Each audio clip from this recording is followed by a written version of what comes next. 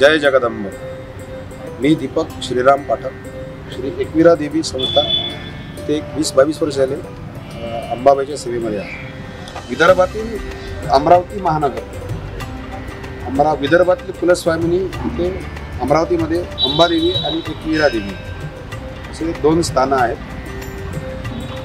याला पुरातन महत्त्व लाभलेलं आहे। विदर्भ रुक्मिणी विदर्भ कन्येला अंबा मातेने एकविरा मातेने आशीर्वाद दिला। तिच्या मनात जे होतं गोपालकृष्ण भगवान मला मिळाले पाहिजे असा वर अंबाबाईंनी रुक्मिणीला दिलेला आहे। हे पुरातन स्थान आहे। इथून 40 किलोमीटर अंतरावर कौंडण्यपूर कुंडिल राजाची राजधानी म्हणून महानगर आहे आणि ही अंबा एकविरा कुंडिल राजाची कुलदेवता आहे। रुक्मिणीची लग्न जे आहे ते शिशुपालासोबत ठरलं होतं।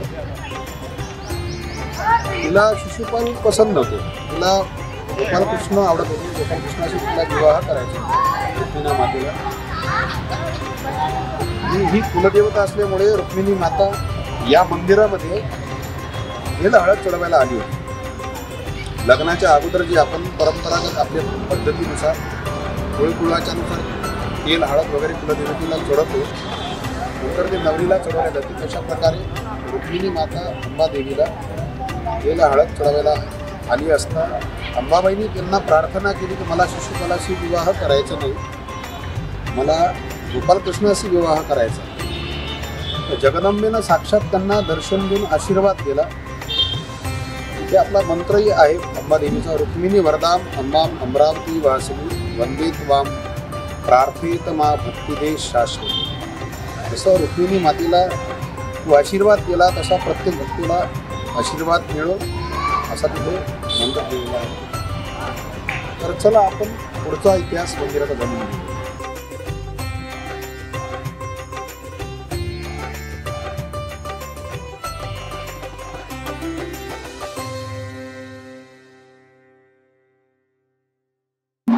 एकविरा देवी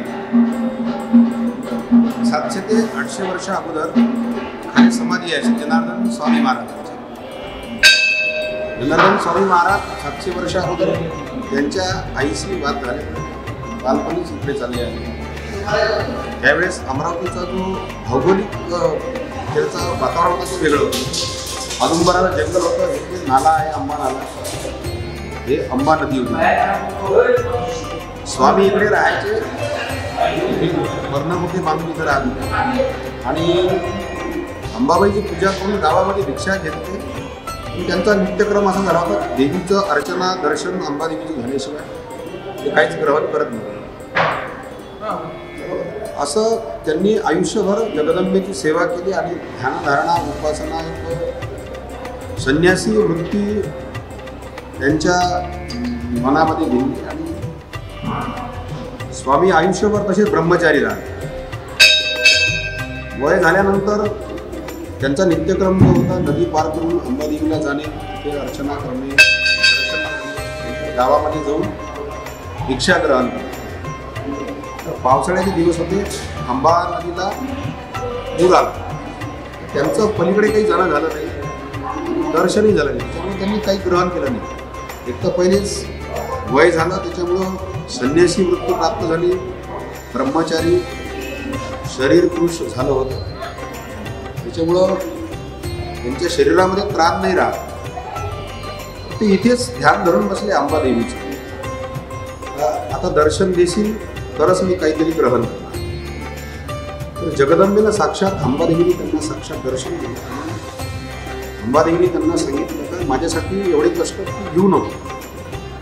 तिथे बाहेरून मंदिराच्या वायव्य कोपऱ्यामध्ये विहीर आहे पुरातन, ते विहिरीमध्ये खिडकी आहे मोठी, तिथे आतमध्ये माझ्या बहिणीचा निवास आहे एकविराचा, तिची मूर्ती काढून इथे स्थापना।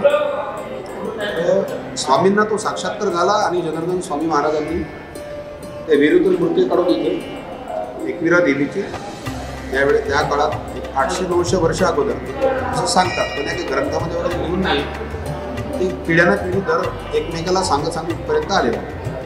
महाराजांनी इथे स्थापना केली, त्यांची समाधी आली आहे. ते झाल्यानंतर काही काळाने या मूर्तीवर शेंदुराचं लेपन होतं.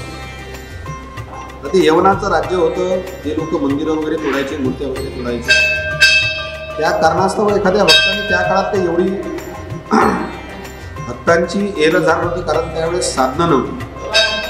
मग कोणाचा स्वारी वगैरे आली असेल, कोणा यवनाची वगैरे भक्ताने शेंदूर लावून गेला, तेव्हापासून शेंदुराचं लेपन चालू होतं. आता मध्ये 2014 पर्यंत देवीचा शेंदुराचा मुकुटा होता, लेपन होतं. पण मधातल्या 4-5 पिढ्यांना माहीतच नाही आतमध्ये मूर्ती आहे. आता 2014 मध्ये भाद्रपद महिन्याच्या कृष्ण पक्ष द्वितीयेला, शुक्लपक्ष द्वितीयेला अंबाबाईची पूर्णतः मंदिराचं बांधकाम सुरू असताना पूर्ण खोळ पडली आणि आतमध्ये मूर्ती दिसली.